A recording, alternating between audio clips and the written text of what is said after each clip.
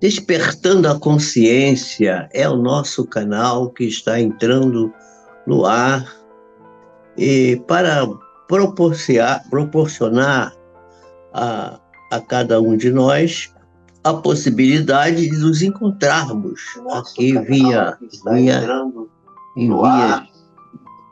Aqui nós temos a nossa possibilidade de nos encontrarmos por meio das ondas da internet, o que é uma bênção que nos foi concedida por Deus para que possamos avançar cada vez mais. Nós temos aqui tratado todo o tempo, nosso tema principal aqui é a saúde e espiritualidade, sempre tentando mostrar a ligação que existe entre uma situação e outra. Quer dizer, todos nós, não sei se a gente fez aqui a chamada no grupo, eu tenho a impressão que sim, que o link está lá, porque estou vendo aqui, não estou vendo aqui. Agora entrou aqui a Léa Brum e a Graça, a Zélia Graça entraram aqui. Então, acho que elas já tiveram possibilidade de nos encontrar. Então, já temos com 2 aqui. 2 já está bom. 2 que eu estou vendo, né? Deve ter mais gente. Tem gente que não bota o nomezinho lá no chat, não cumprimenta, não fala, fica só assistindo. E eu queria pedir para esses que, se não tiverem inscrito, para se inscrever, para dar like e para ativar o sininho. Isso é um jargão, todo vídeo fala disso, né? Vamos se tornar inscrito, vamos clicar em cima do joinha, vamos acionar o sininho para a gente ser chamado quando houver vídeo novo. Enfim, isso faz parte, a gente precisa disso, porque o canal precisa crescer, a gente precisa começar a fazer algumas chamadas aqui ao vivo, né? Quer dizer, ao vivo nós estamos, como hoje nós estamos ao vivo, mas fazer ao vivo assim, sem programar muito, sem a programação. Mas para isso precisa ter um determinado número de inscritos, precisa que o YouTube aceite a nossa proposta de fazer a chamada ao vivo. Então, eu peço a vocês que nos ajudem compartilhando o nosso trabalho aqui e fazendo com que a gente possa cada vez mais crescer e nos empenharmos cada vez mais em desenvolver esse trabalho, que é um trabalho de crescimento pessoal para cada um de nós. Todos nós necessitamos, né? Agora chegou também aqui Vera Lúcia e a Elane também já estão aqui conosco. Uma boa noite para vocês todas aí. Então, é uma oportunidade que temos, né, cada um de nós, de nos desenvolvermos. O desenvolvimento pessoal é muito necessário para que a gente possa se tornar pleno, para a gente possa encontrar aquilo que a gente busca, que é a plenitude. Todos nós queremos ser plenos de saúde, plenos de, vamos dizer assim, de riqueza interior, e por que não dizer de riqueza exterior também, porque Deus é Deus de riqueza, Deus não é Deus de pobreza. A pobreza é uma coisa do homem. A possibilidade divina, o caminho divino é sempre voltado para a riqueza, para a grandiosidade. Deus é Deus de pequenas coisas, mas é também nas pequenas coisas que estão as grandes conquistas. E às vezes conquistar uma coisa pequena é mais difícil que conquistar uma grande coisa. Porque coisas apoteóticas, grandes aplausos, o mundo está cheio disso. Agora, na natureza, você vai encontrar coisas muito pequenas, preciosas, como, por exemplo, a semente de mostarda, que foi um exemplo trazido por Jesus quando quis falar da fé. Ele deu exemplo que se a gente tivesse a fé do tamanho de um grão de mostarda, nós estaríamos completamente realizados. Então, eu estou aqui com vocês, né, fazendo esse trabalho para que a gente possa crescer. E eu estou querendo anunciar para vocês que nós, a partir da semana que vem, vamos estar preparando um curso, né, um curso desse assunto para nós, quer dizer, com uma espécie de aulas, como eu gosto de fazer aqui, eu gosto de fazer muitas coisas feito aula, né? Então, vamos fazer um pequeno curso, o curso é gratuito, eu vou só pedir para as pessoas se inscreverem para a gente poder ter uma ideia, né, de quantas pessoas estão participando e tal, mas vai ser um curso voltado para a saúde e espiritualidade, ensinando as coisas básicas. Por exemplo, qual é a diferença que existe entre personalidade e individualidade? Muita gente sabe isso, mas muita gente ainda carece desse conhecimento, que é um conhecimento muito importante para que a gente possa discernir entre o espírito e a matéria, né? Eu tenho estudado muito, tenho aprendido muito, e graças a esse contato com vocês aqui. Por isso que eu procuro me esmerar cada vez mais em me procurar apresentar sempre assuntos de alto interesse. Nós estamos estudando, e começamos na semana passada a falamos do conhecimento de si mesmo. E a gente estava falando que o conhecimento tem que ser da parte física, a gente tem falado das doenças, dos hormônios, dos nutrientes, da reposição dos nutrientes, temos falado sobre a saúde em termos gerais, temos falado da espiritualidade, do ser espiritual que somos. Não tem nenhuma conotação religiosa esse trabalho que fazemos aqui. Ele é científico, mas é científico espiritual, porque a espiritualidade também é uma ciência, embora a gente possa dizer que a ciência é espiritual. A ciência é uma só. A ciência, o espiritual e o material andam juntos.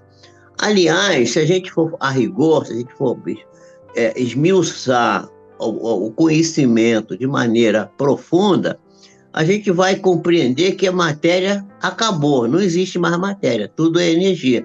Nós falamos na última vez aqui, acho que foi sexta-feira que eu falei isso aqui, que nós somos um conjunto de elementos turbilionares, são energias turbilhantes, né? No movimento de giro das partículas periféricas em torno de um núcleo, como gira os planetas em torno do Sol.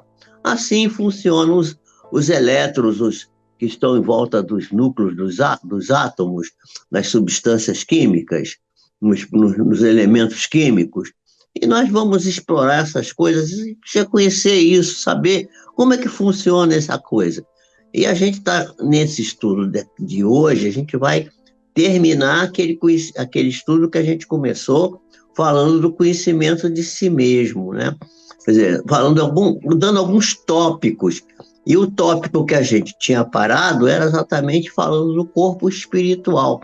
Porque a doença, o desequilíbrio da matéria, que vai gerar aquilo que a gente chama de doença, né? Porque a gente não trata aqui de doença, a gente trata da saúde, né? A doença, quem trata é o médico. O médico é treinado para tratar da saúde? Não.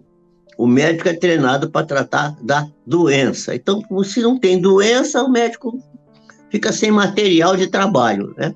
E não devia ser. O médico devia se preocupar principalmente com a saúde e não com a doença. Mas a saúde é uma coisa muito mais ampla, porque envolve o médico, inclui o médico, mas inclui uma série de outros profissionais, inclui especialmente a própria pessoa que é o ser que vai padecer a doença ou que vai gozar a saúde.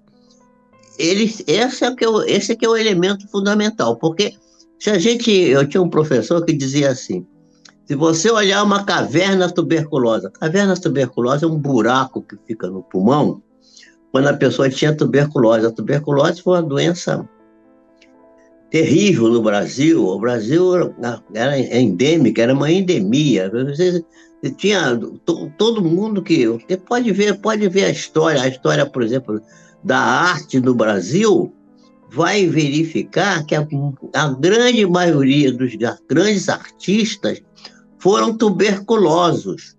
E eu convivi, fui assistente de um grande professor, que foi diretor do Museu de Arte Moderna, e esse homem, inteligentíssimo, professor titular de pneumologia, de tisiologia, porque a especialidade do pulmão antigamente era tisiologia, que era a tuberculose também era chamada de tísica. Então, tisiologista era o médico que cuidava das pessoas que tinham a tísica, que era a tuberculose. Ele era tisiologista e depois se transformou mais modernamente em pneumologista, que é o médico que trata das doenças pulmonares não tuberculosas. Então, ele era um homem muito inteligente, muito culto, a cultura geral grande. Foi ser um homem que foi presidente do Museu de Arte Moderna. Vocês podem fazer ideia de que, né, ele tinha uma época... Eu fui no consultório dele, que ele tinha um aparelho de raio-x muito antigo que eu queria conhecer. Dos primeiros aparelhos de raio-x que teve no Brasil era dele. E lá ele tinha uma porção de quadros de Pansete e de outros grandes artistas, de Janira e outros que foram clientes dele, que eram todos tuberculosos. Então, se você vê então tinha um professor que dizia assim: se você vê uma caverna tuberculosa andando aqui pelo chão, correndo, entrando aqui, você sai correndo assim, mata, pisa, é um inseto, é um barata, porque não tem importância nenhuma, o buraco no pulmão não tem importância nenhuma. Ele passa a ter importância porque está no pulmão de um ser humano, e aí vira uma coisa extremamente importante, mas não seria importante em si mesmo, mas passa a ser em virtude de estar localizado no corpo de uma pessoa humana. Então, as coisas são importantes quando elas estão voltadas e são aplicadas para o ser humano. Então, o que é?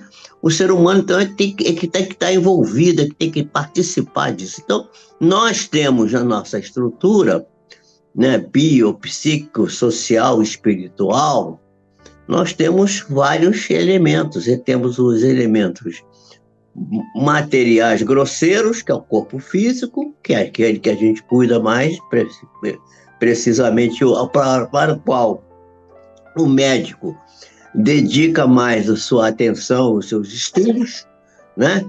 A parte biológica, a parte bioquímica, a parte fisiopatológica, patológica, etc. e tal, né? E essa parte, e tem a parte espiritual, que é importante, porque o espírito é que comanda a matéria.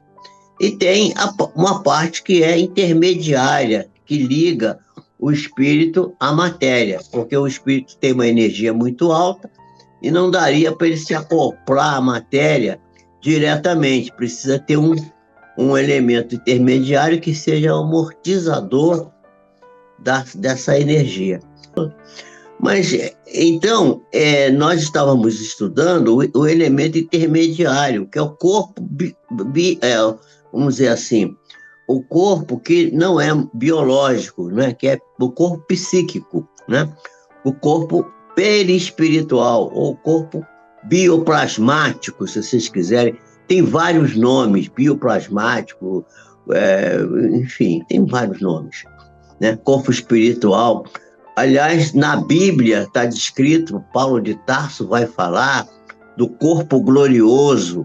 Corpo glorioso, quer dizer, o corpo no qual, quando o corpo físico fenece, existe o fenômeno da morte, porque a morte existe, mas não existe o morto. Quer dizer, o morto não existe. Então, se a pessoa morreu, mas a pessoa, o ser, continua vivo. Então, ele ressurge em corpo glorioso, ou seja, em corpo bioplasmático, ou seja, em corpo perispiritual. O nome, escolhe o nome que você achar mais bonito, né? Psicossoma, e tem vários nomes, tem muito nome, né?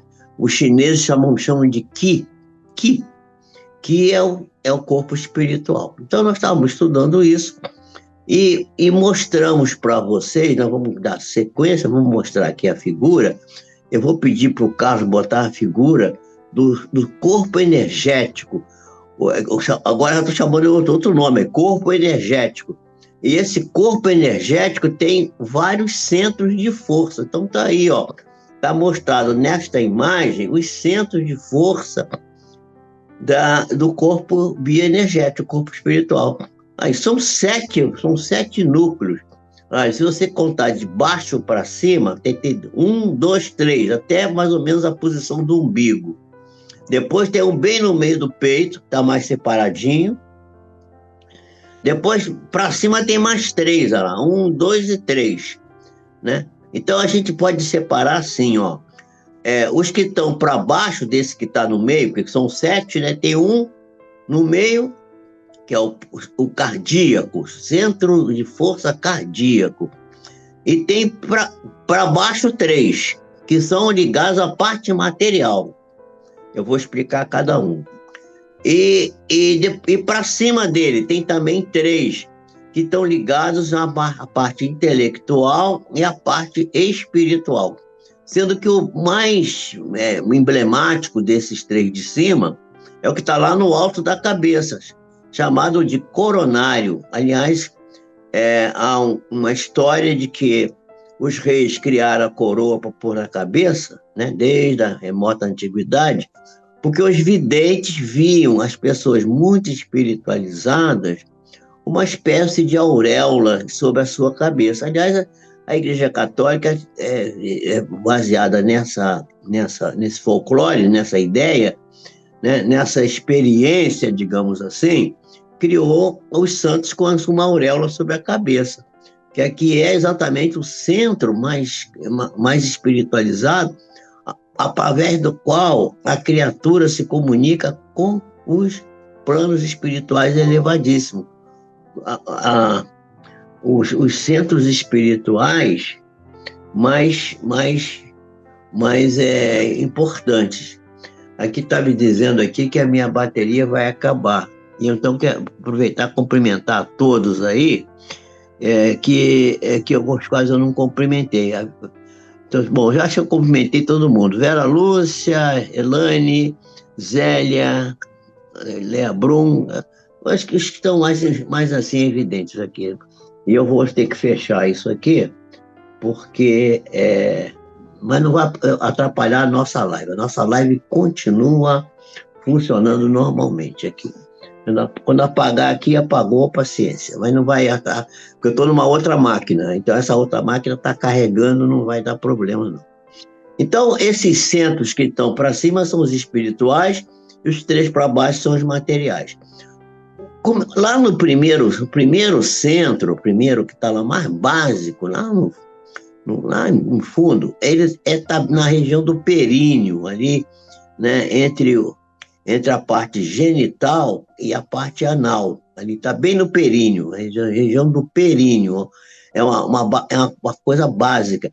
É o centro que nos localiza, que nos dá a ligação com a Terra, com o lugar onde nós vivemos. Nós somos seres da Terra. Então, não podemos ir para outro lugar, só podemos ficar aqui na Terra. Quando a gente se espiritualizar mais, se a gente vai poder sair daqui, poder ir a outros planetas, outros lugares. Por enquanto, a gente não pode, a gente tem que ficar retido aqui.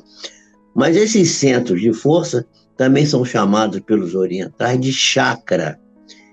Chakra é uma palavra do sânscrito que quer dizer roda. Por que que eles são chamados de roda? Porque eles giram com uma velocidade maior ou menor, dependendo da energia. Quando gira na velocidade normal, não pode girar demais, muito rápido, nem muito devagar. Muito rápido, com muita energia demais, atropela, não dá certo, e vai causar dano. Agora, com energia muito baixa também, girando devagar, também não funciona bem, porque não faz a boa ligação com os demais centros, porque esses centros eles se ligam uns nos outros. Esse mais básico, que é chamado de centro básico, lá embaixo, ele se liga com o que está acima dele, que é o genésico, né? Que está mais ou menos na região do umbigo. E depois temos um mais para cima do umbigo, um pouquinho, que é vamos dizer assim, tem vários nomes também, mas vamos chamar ele de digestivo, pronto, porque está em cima da parte do estômago, do intestino, né? Então, cada um deles tem uma função. Aí vem o cardíaco, que é esse do meio, depois vem aquele que está lá na garganta, né? Lá na garganta, né? Que é o laringeu. Depois tem um lá em cima, que é o frontal, que está no meio daqui da cabeça, entre aqui os dois olhos aqui, né? Aliás, os indianos costumam marcar um ponto aqui assim, né? Porque esse centro aqui está ligado com a glândula pineal, que é a glândula que faz uma espécie de, vamos dizer assim, de telefone celular que pode tocar para o mundo espiritual, tanto para o mundo espiritual inferior quanto para o mundo espiritual superior. E lá em cima da cabeça, que já falei, é o coronário, que é a própria ligação com o próprio Criador, com as forças superiores da vida, com as forças espirituais mais elevadas. Então, feita essa descrição sumária desses centros, eu não sei se isso ficou claro para vocês, depois vocês ponham aí no chat. Eu não vou poder ver o chat porque a minha máquina apagou aqui. A máquina que eu faço o controle aqui apagou, porque ela estava com a bateria baixa e acabou a bateria, não tem como botar a bateria agora. Então, vocês põem aí no chat que depois eu olho num outro momento, e se ficou claro isso, porque se não ficou claro, na outra semana eu volto a explicar essa coisa direitinho para vocês, né? Se vocês observarem, vejam que na mão da figura tem uma luzinha no meio da mão. É porque essas energias desses centros de força, elas se unem, elas se misturam, elas se acoplam umas às outras, e vão, através de uma estrutura chamada meridianos, elas vão levar essas energias para as extremidades, principalmente das mãos. Por isso que a imposição das mãos, que é aceita pela Igreja Evangélica, a imposição das mãos, a benzedura pela Igreja Católica, o passe magnético no Espiritismo, o jorei nas religiões messiânicas de origem japonesa, os indianos também, nas suas religiões, também fazem essa coisa, a imposição das mãos, e as mãos têm uma energia muito, muito curativa, e pode se curar pela imposição das mãos, né? Vou pedir para o Carlos passar o próximo diapositivo, que agora nós vamos começar a descrever cada um desses. Então, o centro do meio, aquele do meio, né, que é o quarto, tem 3 para baixo, começando de baixo para cima, 1, 2, 3, e tem o quarto. O quarto é o cardíaco. Vocês vão ver que lá em Mateus 11, 28 a 30, Jesus se refere ao coração, que dizendo, aprendei de mim que sou manso e puro de coração. Quer dizer, a pureza do coração do Cristo, porque o chakra cardíaco dele irradiava uma energia fantástica. E pode ver que nas igrejas ortodoxas, a representação a imagem do Cristo, muitas das vezes, mostra o coração como se fosse um cheio de brilho, uma luz que sai do coração. E ele diz que o que faz mal não é o que entra pela boca, mas o que sai e vem do coração. Quer dizer, o coração, isso está lá em Mateus também, né? No capítulo 15, versículo 11 e 18. O coração, esse coração é a essência do ser. Pode passar outro, tá? Então, na realidade, esse centro chamado cardíaco tem relação física com a imunidade, mais do que com o próprio coração, a bomba cardíaca, né? É responsável mecânico pela circulação do sangue. O coração a que Jesus se referia é responsável pela manifestação da individualidade, enquanto o coração mecânico é o coração da personalidade, né? Então, já estamos dando para vocês aqui, ó, um spoiler da diferença entre individualidade e personalidade, que a personalidade é no sentido orgânico e a individualidade é no sentido espiritual. Então, ali bem perto do mediastino superior, aqui atrás do peito, aqui desse osso que tem aqui no peito, né? O osso chamado externo, né? Podemos falar em algum momento, se for interessante, que é o órgão de grande importância na defesa orgânica. Tem o timo ali tem um lugar, um órgão chamado timo. Esse órgão ele é muito evidente nas crianças. Depois que as crianças vão crescendo, ele vai diminuindo de tamanho. A importância dele continua grande, mas ele fica menor. Então, esse centro ele trabalha com 3 elementos, que é o amor, o desamor e o pseudo-amor, que é o apego. E eu vou falar para vocês, basicamente, do auto-amor. Pode passar o seguinte, por favor? Então, esse amor que a gente está falando é uma árvore que nasce de uma semente chamada instinto. O instinto de conservação vai se desenvolvendo e depois a gente vai tendo sensações até que a gente desenvolve o sentimento. E o amor é o sentimento por excelência. Mas, quando o amor, esse centro de força do amor, esse centro do meio, ele fica frouxo, trabalhando devagarinho, rodando, roda devagar, está desinteressado, não tá, é desamor. A pessoa despreza as pessoas.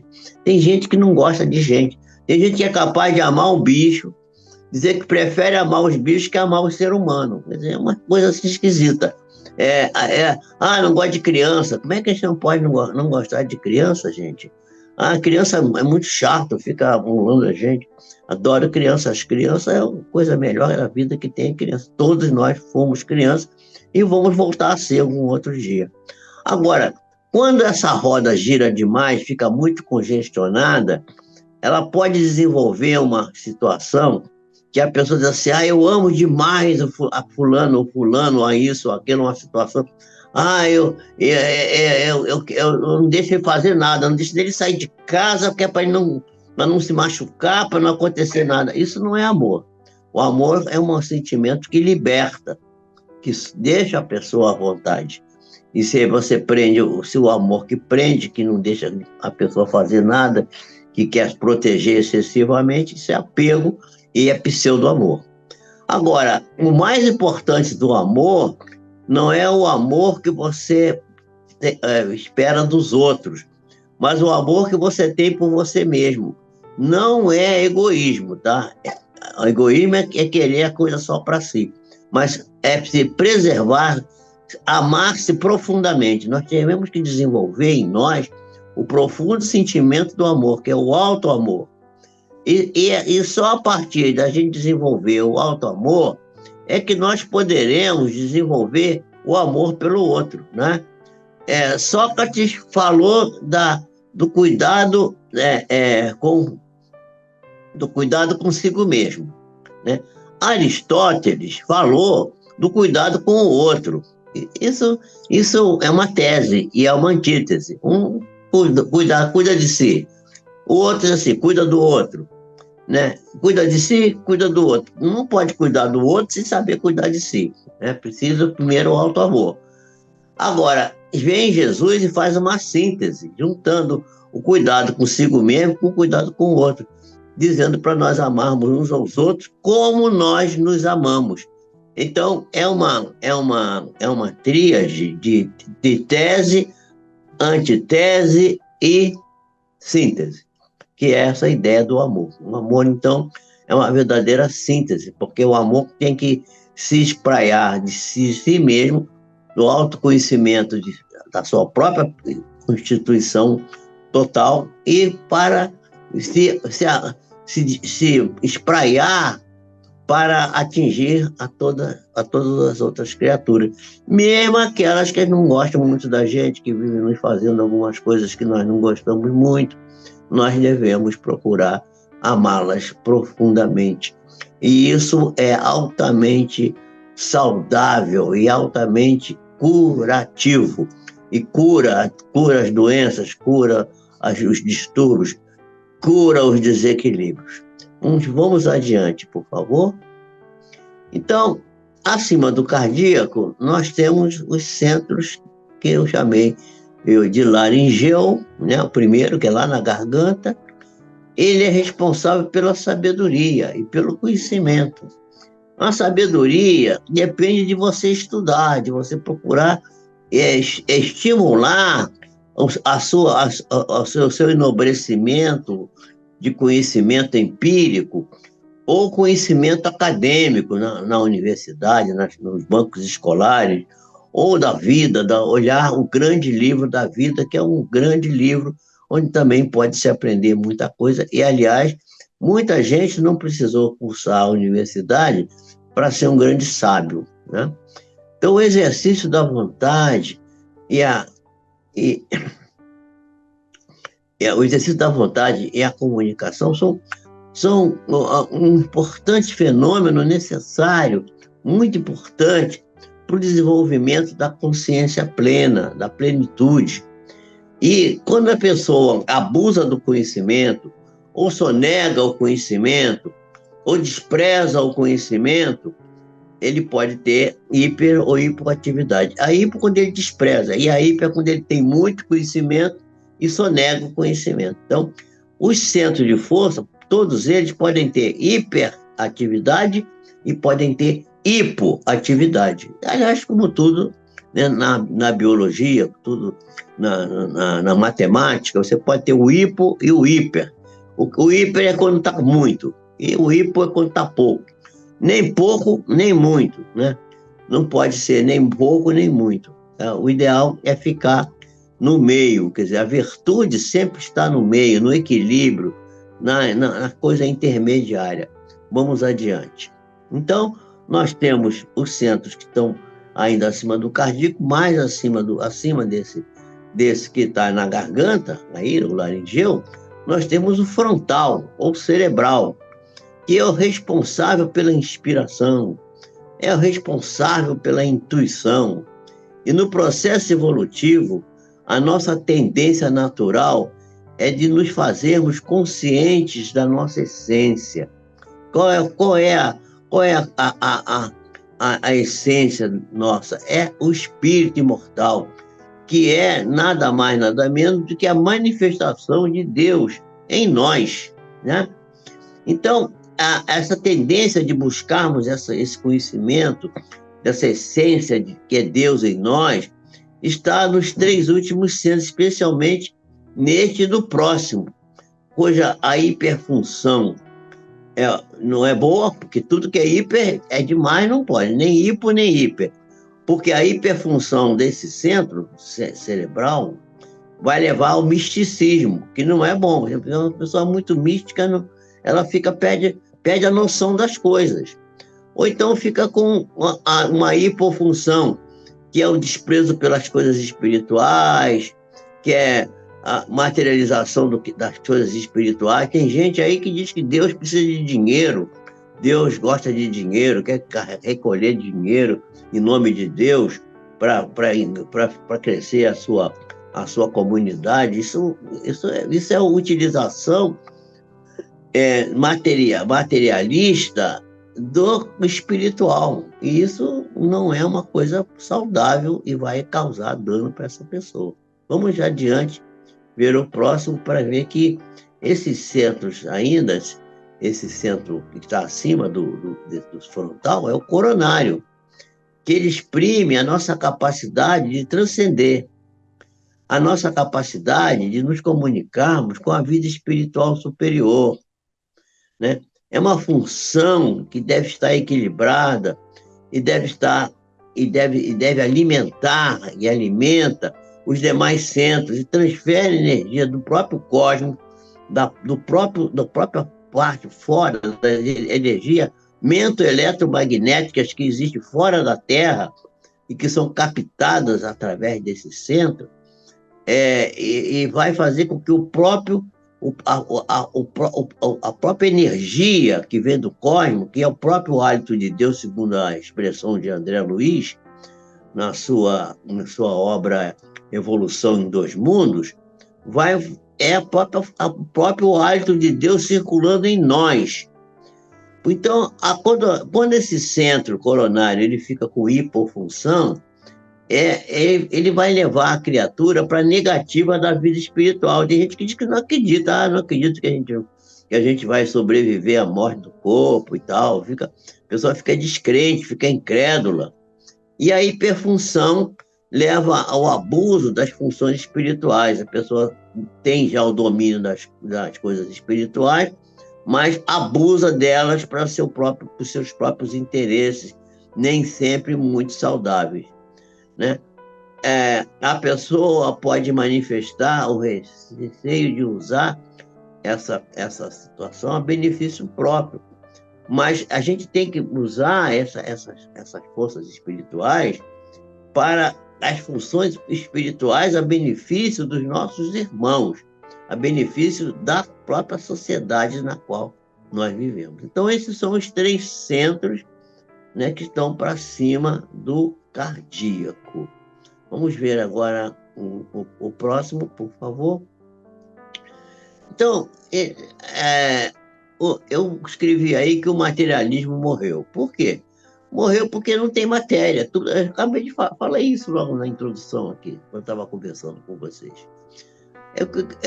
O que nós conseguimos ver é nada diante do que falta enxergar. A gente volta a falar daquele espectro das ondas eletromagnéticas, né? Das coisas que os nossos sentidos conseguem perceber.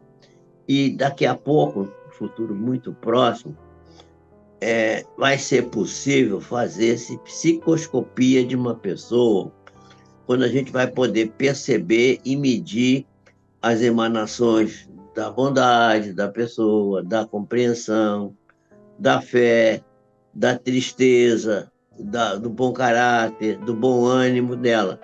Ou vai nos levar a também, isso quem falou foi o assistente Aulo, no livro Domínios da Mediunidade, publicação da Federação Espírita Brasileira de 1955. Mas também a perceber a má intenção, o mau caráter de uma pessoa através dessa psicoscopia, que não vai precisar, talvez, nem de um aparelho propriamente dito. Talvez a pessoa consiga fazer isso com o seu próprio psiquismo, que isso não deixa de ser uma forma de, vamos dizer assim, de função extrafísica, né? A pessoa passa a ser uma pessoa com uma maior possibilidade de ter, né?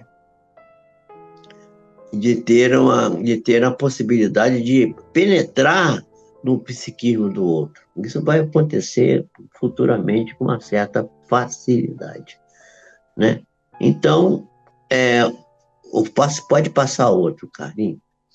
O tempo, né? O que é o tempo? O tempo é uma separação entre 2 pontos de consciência, quando estamos vivendo no mundo tridimensional, gerando uma situação que nos leva à separação. Nós estamos separados, né? Eu estou separado de vocês daqui, vocês estão aí, eu estou aqui, né? Eu estou sentado numa cadeira, estou longe da mesa onde está o meu aparelho, né? Essa separação, ela é enganadora, porque não existe essa separação. E o tempo todo, essa separação, aparente, ela gera dificuldade que temos quando a gente pensa em alguma coisa e o fato de obter a coisa pensada. Porque a coisa pensada está longe de nós. Mas se a gente procurar perceber, nós estamos à distância, junto dela, lá longe. Essa separação é uma ilusão gerada pelo tempo, e o tempo é uma medida que é uma convenção humana. Não existe o tempo. Eu não vou conversar sobre isso, falar sobre tempo, sobre se o tempo existe ou não existe, mas eu vou marcar um dia para a gente falar sobre isso e vão ver. A gente ficar preocupado com o tempo é a coisa mais boba do mundo. Não vale a pena, né? Então, nós temos que nos preocupar com as coisas do futuro, nem com o passado, nem com o presente. O passado já passou e o presente também já foi embora, porque toda hora o presente muda para o futuro. Então, o tempo importante da vida é o futuro. Então, sincronicidade. O que é sincronicidade? Você pensa numa pessoa, daqui a pouco ela aparece. Manda um e-mail, manda um WhatsApp, telefona, enfim. Antigamente mandava carta, telegrama, hoje não tem mais isso, né?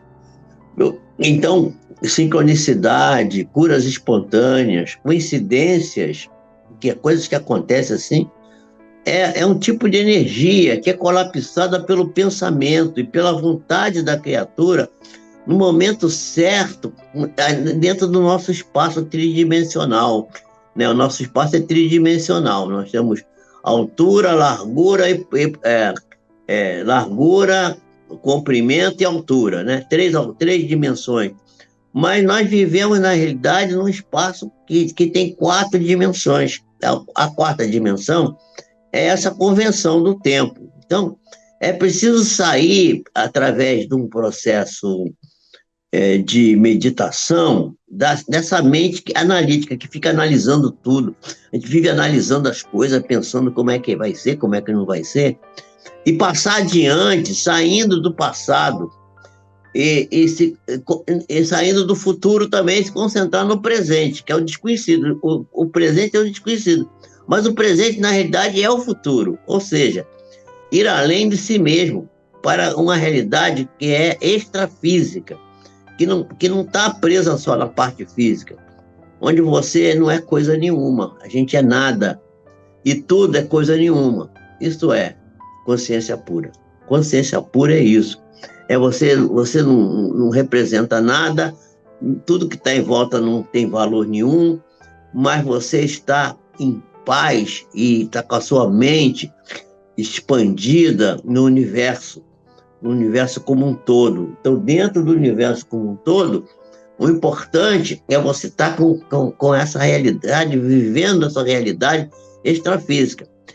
É um pouco difícil de explicar isso, mas essas coisas não têm explicação. Elas só tem um jeito da gente perceber, é sentir. Faz meditação, começa a pensar sobre isso, pensar sobre essas ideias, e aí a pessoa começa a se curar, começa a não ficar doente, começa a ter saúde. Pode ter uma porção de doenças, mas não fica doente, não está nunca doente. Eu, por exemplo, acordei hoje cheio de dores, um mal-estar terrível, dormi uma noite muito difícil, não sei o que aconteceu. Mas, através desse processo que eu uso, tomei o café da manhã, fui cuidar das minhas coisas e tal, então, passei um dia ótimo, estou me sentindo maravilhosamente bem, não estou sentindo nada. Nem sei como é que está, não estou sentindo nem a respiração, nem minha cabeça, estou leve, muito leve, graças a Deus. Isso é chamada, a gente consegue viver num estado de oração, em estado de consciência pura. Pode passar outro, Carlinhos. Jesus nos aconselhou assim, ó, não se preocupe com aquilo que vai comer ou que vai beber, esquece. A gente, quando Jesus falou isso, ele queria chamar a atenção para a gente, que as coisas vão acontecer na nossa vida, quer a gente queira, quer não. E é preciso a gente aprender a se concentrar naquilo que chamamos vazio, no vazio, né? 0,0001% do átomo é matéria. E a energia, que é a força do átomo, a força gerada pela energia atômica, é 99999,9%, né? 99.999,9 é a energia.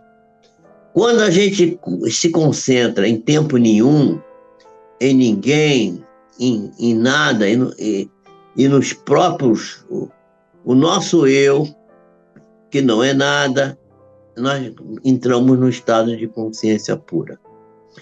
Este é o passo para atingir a plenitude. A ausência de separação, não tem separação, estou junto com tudo. Eu faço parte da cadeira que eu estou sentado, faço parte da mesa, estou com vocês, aí vocês estão me ouvindo aí, eu estou com vocês aí, estou aí do lado de vocês. Vocês estão aqui do meu lado, estamos todo mundo junto, misturado, né? E nessa condição que a gente se sente unido, nós podemos tudo. Temos poder, somos ricos, temos abundância e temos felicidade. Não se iludam. Passa outro, Carlinhos, para a gente começar a fechar. Então, nós temos um sistema nervoso autônomo, aí vamos voltar um pouquinho para a Terra, né? Sistema nervoso autônomo, que é uma parte do sistema nervoso, lá nele tem uma farmácia, que está no corpo todo, porque o sistema o sistema é também endócrino, e essas substâncias produzidas por esse sistema, psicoimuno, neuroendócrino, estão espalhadas por toda a parte do corpo. E o sistema é esse que eu acabei de falar, psicoimuno, neuroendócrino. Mas no digestivo tem hormônios, tem neuropeptídeos, nas gônadas também tem, as membranas das células é um sistema inteligente, tem ainda as citocinas, as grandes famílias de imunoglobulinas, tem o interferon gama, tem os opiáceos naturais e outros. Se vocês quiserem aprender isso, ó, pega esse link que está aqui, ó, HTTPS do YouTube, aqui, ó, tem uma porção de letras, números aqui, e vocês vão ver que vocês indo lá. Esse é um dos links de uma entrevista do Dr. Joe Dispenza, que explica com detalhes essas coisas que nós estamos falando aqui. Ele tem mais facilidade de explicar isso do que eu, né? Então, vamos ver. Então, e isso é tudo para a gente atingir a felicidade real. Vamos falar da felicidade real? Passa outra aí, Carlinhos. Então, a plenitude, né, ou o encontro do ego com o self, faz com que os centros de força fiquem alinhados, né? Ou a gente pode dizer também que é o encontro do reino de Deus.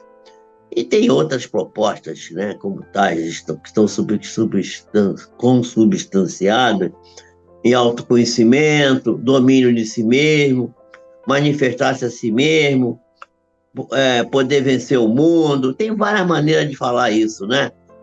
Na PNL faz isso, as religiões, o budismo faz isso, a meditação, a psicoterapia, de vários tipos, a psicocinética, e gente, tem muita coisa. Mas tudo isso voltado para um ponto só, que é estar com a mente em branco, encontrar a plenitude do self, do ego com o self, e estar vivendo a energia plena de si mesmo, né? Vontade, trabalho, serviço e confiança. Essa é a questão da nossa, que nós devemos nos referir, e essa questão é a que vai nos levar à verdadeira felicidade, a felicidade real, que é vontade, trabalho, serviço e confiança. Que Deus nos abençoe, nos dê a sua paz e nos faça felizes integralmente. Deus conosco, esta é a nossa mensagem final, desejando que vocês tenham muita felicidade, um bom final de dia, um bom início de noite, um bom sono, e que reflitam sobre essas palavras que eu proferi aqui, que vocês vão ver que vocês vão viver completamente fora da... vocês vão viver completamente fora desse burburinho da vida que não leva a coisa nenhuma. Deus abençoe vocês.